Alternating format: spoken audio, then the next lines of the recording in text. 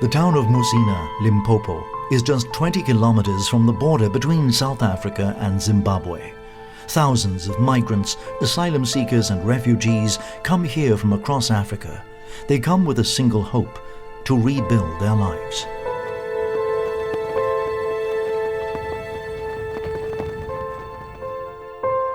I'm from DRC.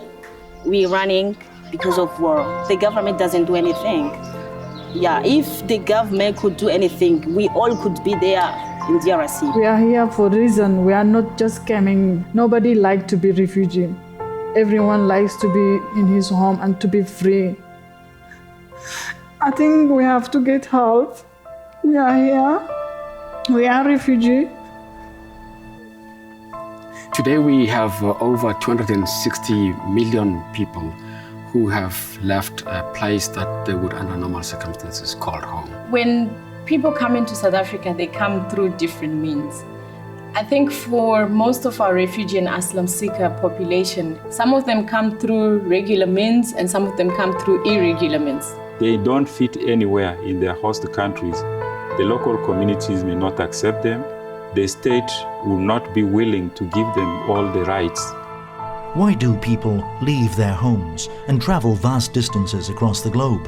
What causes someone to become a migrant or a refugee, or to seek asylum in a foreign land?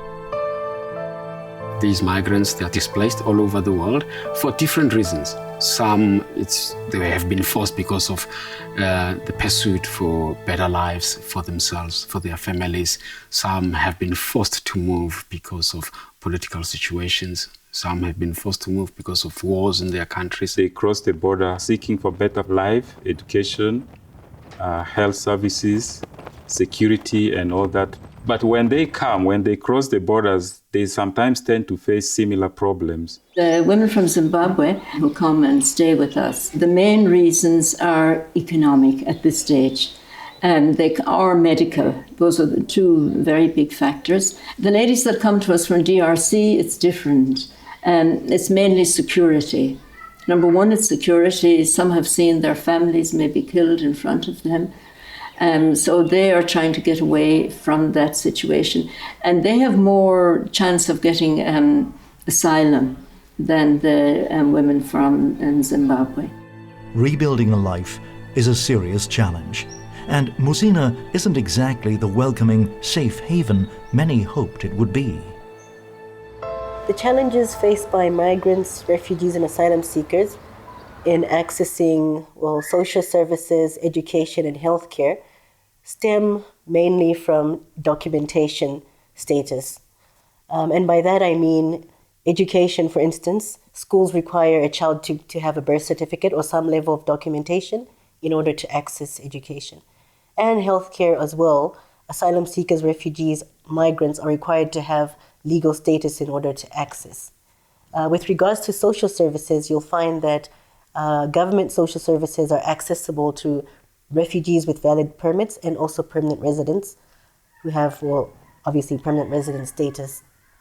When it comes to asylum seekers who are newcomers, there are faith-based organizations as well as non-government organizations that provide these services, but even these organizations are limited with the amount of time that they can provide these services and also just the criteria within which they're able to assist. Many of the migrants have been denied what we would call fundamental human rights. Many migrants have been denied nationality, have been rendered stateless because of the problem of documentation. Here in South Africa, we have many stateless children, we have many migrants, we have many families that have been threatened because of the problem of documentation. When working with refugees, we are faced with a number of challenges.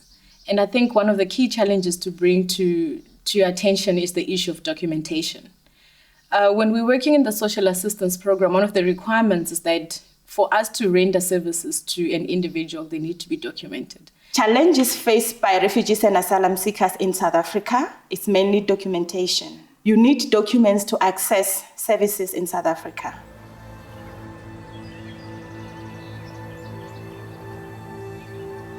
When looking at the children, one of the risks is that they're not able to access education. Because if you look at the Children's Act, It is a basic right for every child to have access to basic education.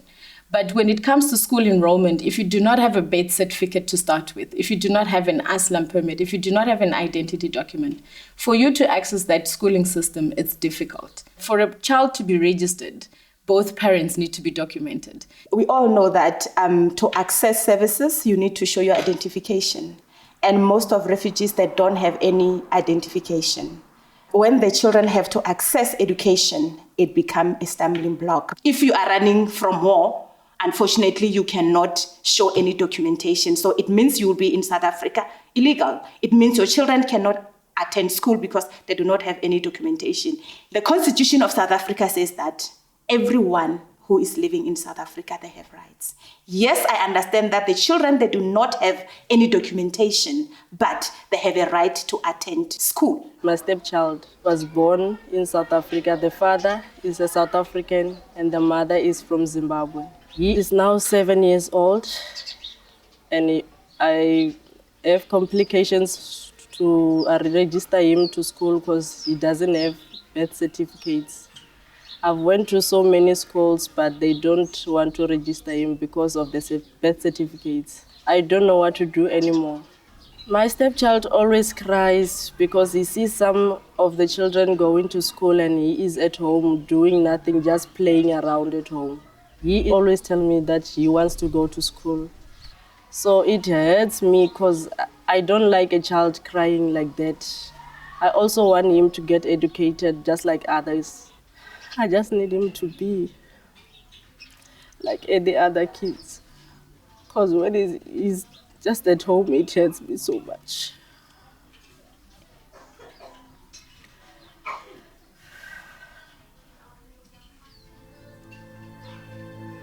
There are many stories like this one.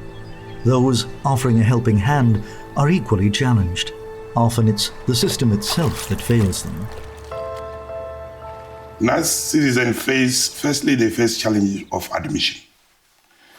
Because there is an admission policy which says if you are a non-citizen, you should have a report from your previous school, a transfer letter, a passport which shows that you came in South Africa legally, and a study permit. Now, you'll find that these learners, they studied at the primary level. In the primary, they were using court orders. But when they reach the grade 8, you find that the court orders has expired. They no longer have papers. Now, the law says, we will admit them provisionally so for 90 days. Then after 90 days, if they do not produce papers, they should be deregistered. He or she will be promising that within two weeks, just give me extra 2 weeks, and then I'll be risking my job because policy is policy. So, but I let them go, just study. And until my superior will give a directive to deregister all learners without documents. As I'm talking now, we have a challenge of learners who are in grade 12, who are writing at the end of the year. They are not documented. And if they are not documented, the one which gives certificates doesn't consider anyone without proper documents. These migrant learners feel less important because always, the department will be coming down, checking, and always they will separate them from the others. And it's not good for children. You can't separate them. They lose hope. They no longer come to school. Emotionally, everything, you're killing this learner. Now I'm doing my matric at Mussina. I'm finishing this year. Then I'm hoping that next year I will go to higher institution. I faced a lot of challenges because I have to stop going to school during the second term, June, and the third term I didn't go to school, trying to fix the documents. Now, towards the end, they called us back that guys come and write the final without studying. Although it is difficult, we are trying so that we'll produce better results. I came in South Africa 2018 October because of the family issues. I was born with someone who was mentally disturbed. Then she left me in the hospital. Then I was adopted by another family. Then later on, the person who adopted me passed away. I couldn't understand what to do and where to go. Then later on, I crossed the Mussina border 2017 when I was in grade 11. Then the issue of documents started to come in play. It was something that is horrible to me because I really know that if I have to go back to Zim, I have nowhere to go. Then I have no one to tell. Sometimes we were captured by police, facing other consequences, being beaten up at younger age, which is something that is painful to me. At Mussina High School, we have almost 13 cases of children coming to our office explaining that they've been expelled from school because they didn't have proper documents. A dysfunctional education system is one that denies children a future. An inefficient and unhelpful healthcare system actually puts lives at risk. We often have young women coming who are pregnant, and they come for medical, so they know that the word goes around that there's a shelter here, and that you stay at the shelter, you'll be able to go to the clinic or able to go to the hospital for delivery. So people come also for that reason, or if they have a child maybe with special needs. Like we had a little one last year, a little girl, she had hydrocephalus, and her little head it was so sad really. And that little one actually passed away here, and we had to arrange a funeral and all of that, so it was medical. But very often it's because of pregnancy or because the young woman might be HIV positive and to get medication. So they come here for those reasons. In terms of the health situation, we have a situation where the Department of Health, they refuse asylum seekers or migrants.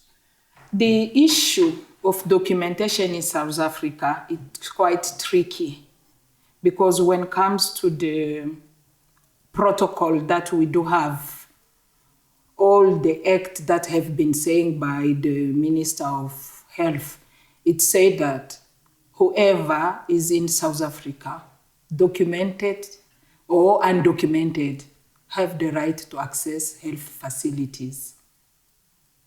But that is not what we are facing in the hospital. We have come across many cases of refugees and asylum seekers who have been denied to get treatment, or if they accept to give them treatment in the hospital, they are overcharging them. And many refugees and asylum seekers died because of that. We have the case of Ngui. He died 2 weeks ago because of denial of accessing, kidney dialysis in Ellen Joseph Hospital. I'm a thyroid patient. I went to the hospital 2011. Still now, they never give me any assistance. Every now and then I have to come for my appointment, of which I have to pay. And it's almost 10 years since, so I never get any assistance here. They're saying if I want, I can go to the private hospital to check out my thyroid, of which I can't afford the private hospital, of which is still affecting my heart also. They say my heart is murmuring because of the thyroid is enlarging. Wherever I visit, they just give me a paracetamol and a brufen only, and they tell me I have to come for the next appointment.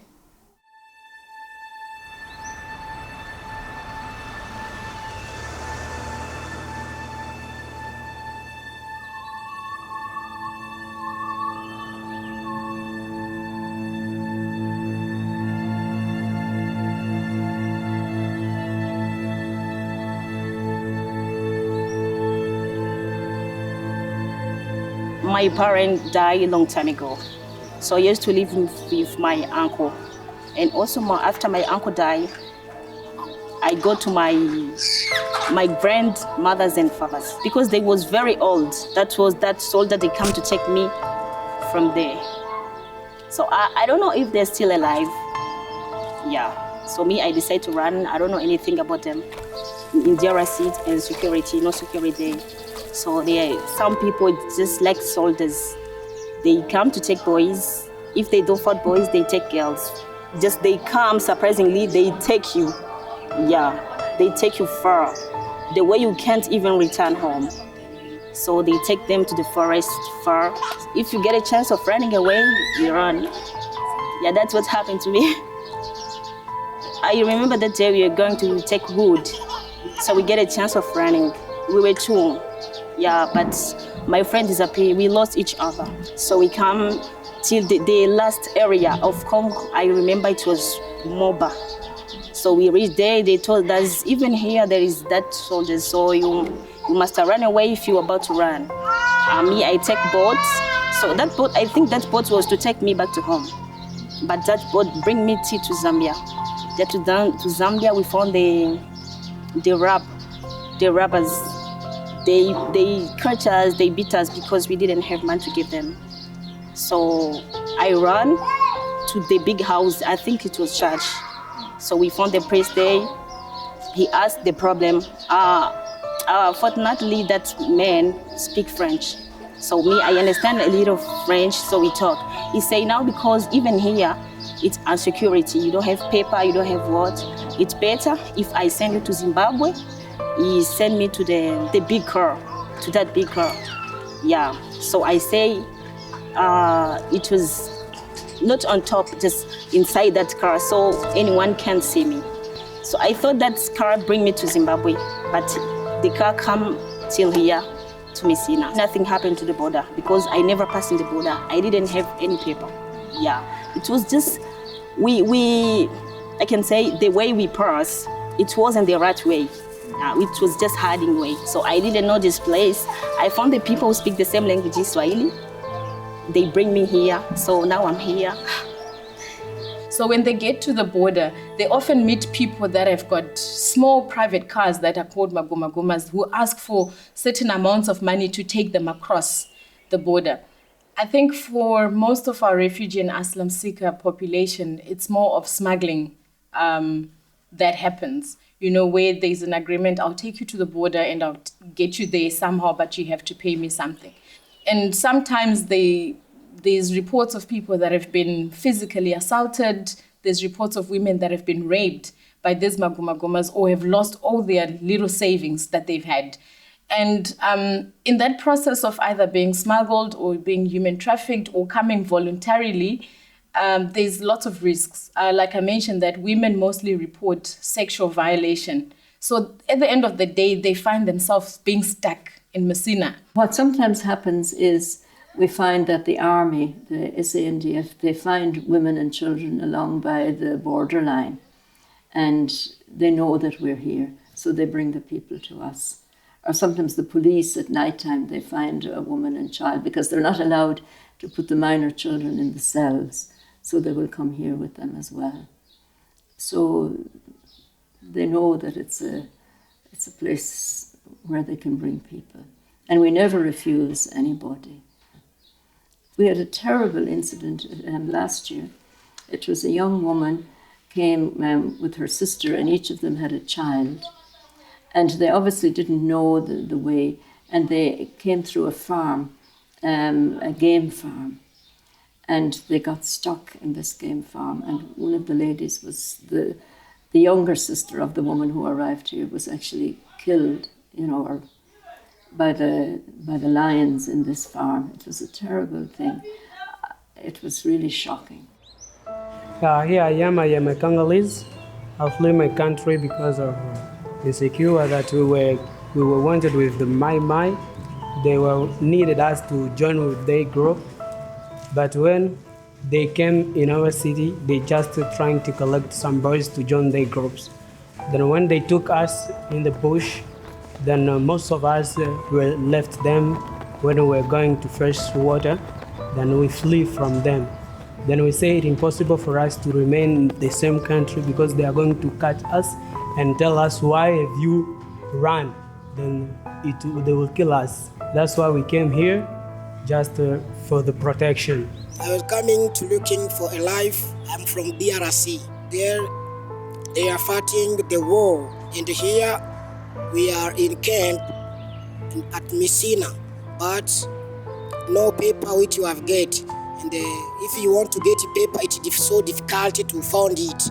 There we are so many people from DRC, Burundi, there we comes. Then when we arrive here in Mussina, the amazing things that I saw, they are just disturbing us in terms of giving us Islam seekers. They told us that we should wait for 2 months. Then in those 2 months, we are sleeping in the dirty place like that. We don't have anything to eat. We are just going around. We're just asking for food around. It's just things that it's painful for us. That's why we don't have anything to do. When we go there, they told us next week, something like that. That I on my own, I see that is not okay. In the street there, it's impossible for us to find work because we don't have a document. Yeah, we can't find any work wherever we go to ask the work because they want the Islam seekers so that they can give you work. It means that before or for us to find work or job, we need first those papers. And they are just telling us to wait 2 months. Then in 2 months waiting here without anything to eat, it's very difficult. That is the biggest problem that we have here. And the biggest problem about the Islam seekers, if you get the Islam seekers, they give you Islam seeker for 1 month. And 1 month, you see, if we go wherever to work somewhere far, but we don't have jobs, we have to look for the jobs. But the 1 month is short because you can't find the transport to be back to renew that paper. With regard to the issue of backlog, we still have people who have applied, for example, in 2009. They are still on temporary asylum seeker permit. You spend 10 years, you are not sure as to whether you'll be recognized as a refugee or not. And at the same time, your life does not stand still. You need to work, you need to conduct business, you need to acquire property, but you are not sure as to whether at the end of the day, you'll be recognized as a refugee. So you are just in limbo. First of all, the officials at Home Affairs, they've got a bad attitude in terms of asylum seekers. Secondly, the policies. Their policies at the end of the day, they are not implemented the way that our government, our constitution is all about. So for them to work with migrants and asylum seekers, first of all, they need to change their attitude, their policies, and their implementation. The Catholic Church in South Africa coordinates a network that offers comfort and care to migrants, asylum seekers and refugees. The dignity of every human person, regardless of where they're from, is what inspires the Church to act.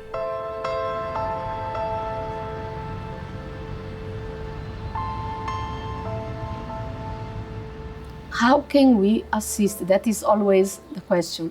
I believe that we have to listen to what is the need of the families that we are talking about. The worry from the church is how many families can be separated because of legal issues. I think it is important for us as human beings to remember that human rights are not just legalistic articulations that can be argued legally, but they are moral. And one of the important things for us Christians is that we have to take care of each other. It's our religion, our faith is relational. These people, the migrants who come knocking at our doors, they have a right to these things, nationality, and to live their lives with dignity. And I think it is also crucial that as Christians to remember that human rights emanate from human dignity, which emanates from the fact that we as human beings, we were created in the image of God. And it's not only the Christian religion that carries that conviction or that belief. Judaism, Islam, and many other religions. They do believe that we are created in the image of God. In effect, we are all migrants because as believers, we are also on a pilgrimage towards our heavenly home. One of the challenges is that most of these host countries, especially in most of the sub-Saharan African countries, is that their understanding of the refugees is that the refugees are guests. So at some point, they will have to go back. What we now have more is supposed to be the local integration, because most of these refugees cross to the neighboring countries, and then the conflicts tend to be protracted because most of these conflicts tend to last for more than 5 years. Some have lasted for over 20 years. The problem with that is that if the conflict lasts for long, the refugee has lost the past, has lost everything. Even the networks back home are no longer there. The kinship and so forth, they're all scattered. So in that case, the refugees, they need to rebuild their life. Integration is important, and it has been seen by agencies like the United Nations High Commissioner for Refugees, UNHCR, as a durable solution when it comes to the problems and protection of refugees. Many governments have committed to support refugees, to protect refugees. But the challenge that is also facing us with regards to integration is the fact that in many countries, we don't have structures that permit integration to take place in local communities, in host communities. You find a situation now where people are neglecting their commitment, and we have a situation, a phenomenon called burden shifting instead of burden sharing. So part of commitment, part of burden sharing should include putting structures in place that will A, welcome the migrants and refugees, and B, help them to integrate into communities by having projects that will mutually benefit the host community and the arriving community, so that we can avoid or minimize incidents of xenophobia and all those tensions that we have seen. Every week, Mussina becomes the unintentional new home to about 300 men, women and children. The Catholic Women's Shelter and the I Believe in Jesus Church are where they struggled to start again. These people have fled situations that were way beyond their control. They've come here hoping to reclaim a so-called normal life. So why do they find themselves facing a whole new series of challenges? Often because their efforts to access basic necessities and address essential needs are thwarted by the system. A system that puts politics and policy before human rights and human dignity. So my hope is that South Africa would ratify the 2 international conventions that protect stateless persons. The 1954 Convention relating to the status of stateless persons, as well as the 1961 Convention on the Prevention of Statelessness. So we do not deny a person services on the basis of a lack of documentation, because from a humanitarian perspective, it's not fair. As the human rights activists, as human rights organization, we are here for this, the asylum seekers and migrants and refugees. I just love the people. I love them, really. And I admire them because I think they have great courage. If we look at the positive things, if we build on those things, it may not eliminate migration completely, but at least something will come out. I think everyone's desire is to have good life. For me here in South Africa, because this is my country, I think what I need from you is security. My dream is just to have my own family, to get a job. So we must help each other to be happy in life, yeah.